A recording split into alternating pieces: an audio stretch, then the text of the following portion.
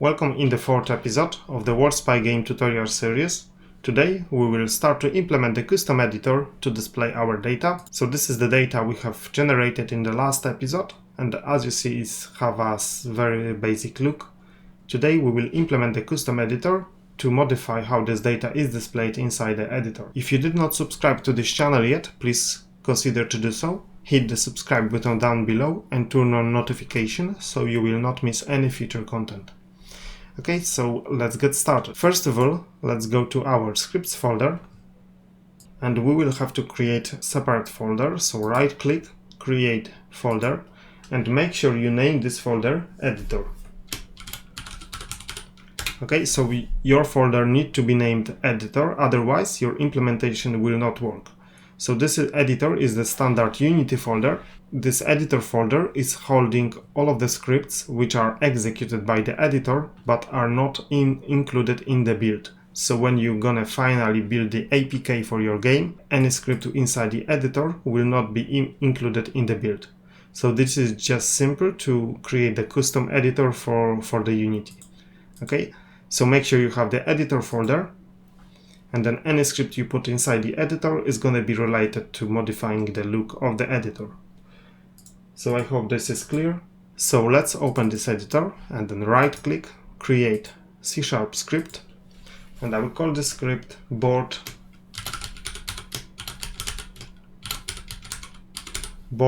data drawer. Okay, and then let's open this Unity Visual Studio. So as you see, when you open the Visual Studio with new script, you will have to reload the project, the Visual Studio instance,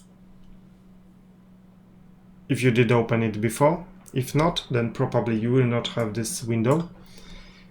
And Unity have generated another folder for us, which is the another project for us, which is the editor project. And inside the editor, you will find all of the scripts from the editor. Okay, so there will be no scripts from outside of the editor folder, just for the editor. So we have our board data drawer. So let's modify the script a bit. So the first thing, let's go to right at the top, and we will need to put a few more using statements. So first one will be using Unity editor, and then right below I will put using Unity editor internal. Okay, the next thing we need to change from which class our class is inherit. So we don't want to have the mono behavior here, we want to inherit from the editor. Now we can delete our update and the start method. And right at the top of this class, we will add few attributes. So let's open the square braces and then put the custom editor, and then type of, and inside the type of we want to put the type of the class for which we provide the custom editor. So in our case it's gonna be our board data, because this is the scriptable object where we want to override the standard editor. Okay, so make sure you put the right type. So I will just put the board data and then false.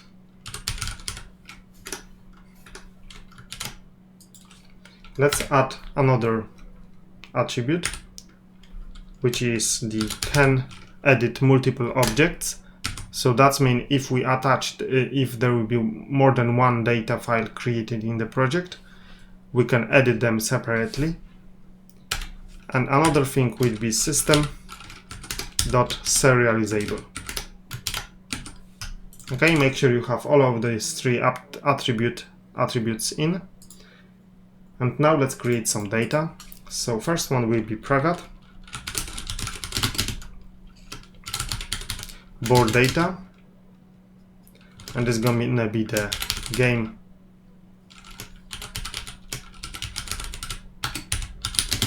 data instance, and this is gonna be the property. So I will just straight away use the lambda function, and then let's call target so the target will be available for you as board data. Okay, so we just need to have this line to grab our instance of the board data class and then reference to it. And then another private field we will need is private reordable list. So this reordable list will be available for you, and I will just call it data list. Okay, so this is just the two variables we will need. And then let's add a few functions. So the first one will be private void on enable. So this is the standard function. Another will be private void, actually private override. We need to override our void, and we're gonna override on inspector GUI. So this is the standard function, and as you see there is an error because this function, it cannot be private, it have to be public. So let's change this private to public, and everything should be fine because this is the standard Unity function. So make sure you have the correct name for this function. So I have this throw new implement exception here, so I just deleted. Okay, so now when you save the file and you go back to Unity, what is gonna happen is when you're gonna go to the puzzles, click on the puzzle one, as you see, you can't see any field displayed in the editor. This is because we have overwritten the on inspector GUI function, which is responsible for drawing all of the fields. So if you go back to the editor and then open this file again, the script. So if you go back to on inspector GUI and then put the draw default inspector function, which is the function provided by the Unity, and then save this file, and then if you switch back to our editor, you will see our board data now have everything as it was before. Okay, so this is the way we can overwrite the look of the inspector. So if you want to display the standard elements, standard fields for our arrays, and then the field of any of the value, you can use that function. But we don't want to do that, so I just gonna delete this function for now. And then let's provide our implementation for it. So right at the top of this function, I will call the serialized object dot update, and then right below I will add serialized object dot apply modified properties, and then if GUI dot changed, we call the editor utility dot set dirty, and we will pass our game data instance. So we're just gonna update the editor for our game data instance if we change anything.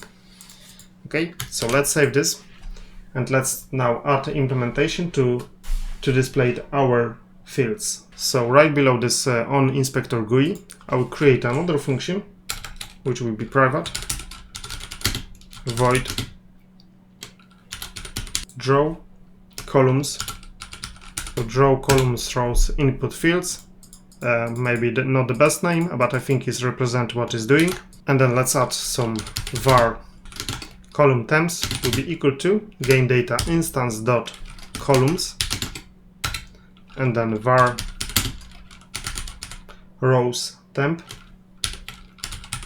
will be equal to game data instance dot rows. And then right below, let's put the game data instance dot columns will be equal to editor GUI layout dot int field, and the first thing we will put the label. So this is the text which will be displayed next to this field inside the editor.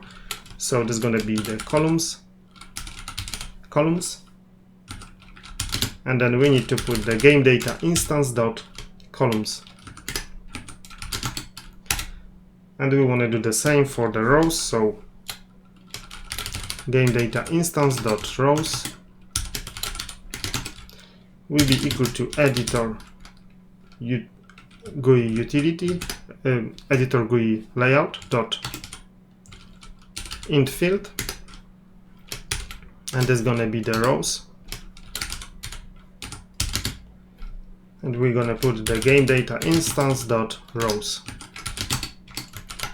Okay, and now we will check if there was any change inside our value. So if, let's open another brace inside the game data instance dot columns is not equal to column stamp, or game data instance dot rows is not equal the row stamp, and then end game data instance dot columns is greater than 0, and the game data instance dot rows is greater than 0. So if all of those conditions are satisfied, actually I'm gonna move this one to the next line, we can create our board. So I will call the game data instance dot create new board. Okay, and then we need to call this function from inside our onInspector GUI. So I just copy this function, and then right below the serialized object update, I will just call this function in, and then right below let's put some space, so editor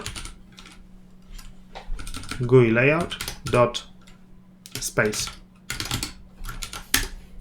Okay, and then let's add another function. So right below this function I will add one more, which is gonna be private void draw board table. So inside this function, let me add the first variable, which will be var table style will be equal to new GUI style, and I will call this GUI style box. Then table style dot padding will be equal to new rectangle offset, and I will just set the padding to be 10 by 10 by 10, and from the bottom will be 10 as well. Then let's set some margin, so table style margin dot left will be equal to 32.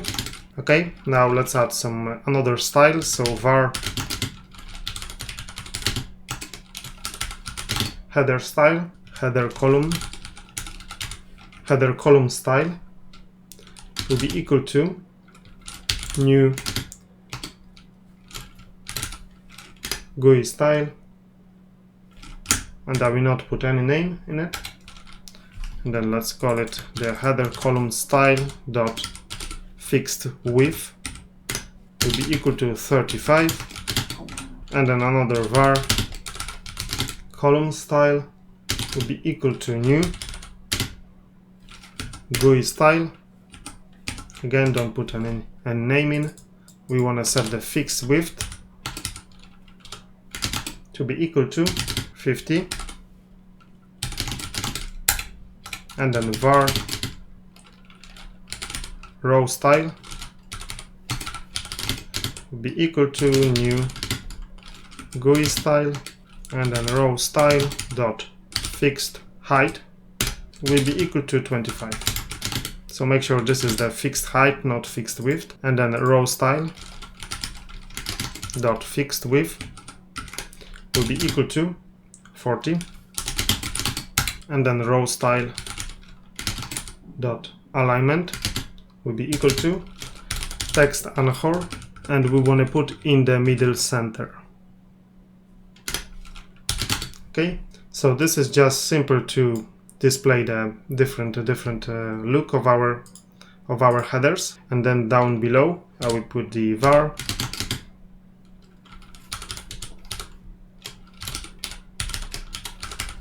text field style will be equal to new GUI style. Okay, and then text field style dot normal dot background will be equals to texture 2D gray texture. Okay, so this is standard texture you can use, or you can provide different texture if you like. Texture field style dot normal dot text color will be equal to color dot white, and then text field style dot font style will be equal to font style dot bold, and then text field style dot alignment will be equal to text anchor middle center. And I think that's it for the styles. So if you can add many different things if you wanna. You just need to call this special field and provide a different value. And now let's call the editor GUI layout dot begin horizontal, and we want to pass our table style. Okay, and now let's add some for loop. So for var x will be equal to 0, x is less than the game data instance dot columns x plus plus, and then inside this for loop let's add the editor GUI layout dot begin vertical, and then inside this braces I will put x if x equal -1. So if x is equal -1, you can put the F statement, but I will use this ternary operator. So make sure you put double equal sign and then question mark, header column style, and then column style. Okay, so this simple works as a F statement. So if this x is equal to -1, we will use the header column style. Otherwise, we're gonna use the column style. So this is just the shortcut. You can do the same by using the F statement, but I think this makes code a bit clearer. And then right below, let's put the for loop y var y equal to 0. Y is less than the game data instance dot rows y plus plus, and then if x is more equal 0 and y is more equal 0, we want to do the editor GUI layout dot begin horizontal group row style. Okay, and then var character will be equal to, I will cast it to string, and then we're gonna get the editor GUI layout dot text area, and then we want to pass the game data instance dot board at x dot row at y. Okay, so this is what we're gonna set, and we want to put the text field style. Okay, so we're just gonna create the text area for it, and then if the game data instance dot board at x dot row at y dot length is more than 1. So this way we can check if we put more than one character in the specific field. So if we do, we want to display just one character. So I just call the character will be equal to game data instance dot board at x dot row at y dot substring, and we want to get the substring from index 0 to 1. Okay, so we have our character. We're going to override the character with different substring, so we're going to get just the first character from it. And right below this f statement, we will get the game data instance dot board at x dot row at y will be equal to character. And then we need to call the editor GUI layout dot end horizontal, and then let's close the braces for our f statement. Let's just format it. Okay, and then let's go outside of the for loop. So we have started the begin vertical, so we need to just close this vertical. So editor GUI layout dot end vertical, and then we have started another horizontal group here, so we need to go outside of this another for loop and then call editor GUI layout dot end horizontal. So whenever you open, you call the beginning horizontal or vertical, later you need to end this vertical or horizontal group. So we have our pair begin horizontal, end horizontal, and vertical begin vertical, and then horizontal and horizontal. So everything is matching. Okay, I think I have too many braces. That's right. So we have everything in. Now we can call this function from our onInspector GUI. So let's go to the onInspector GUI function, and then after space we're gonna check if our game data instance dot board is not equal null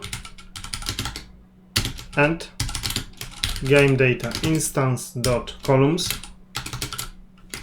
is more than 0 and game data instance dot rows is more than 0.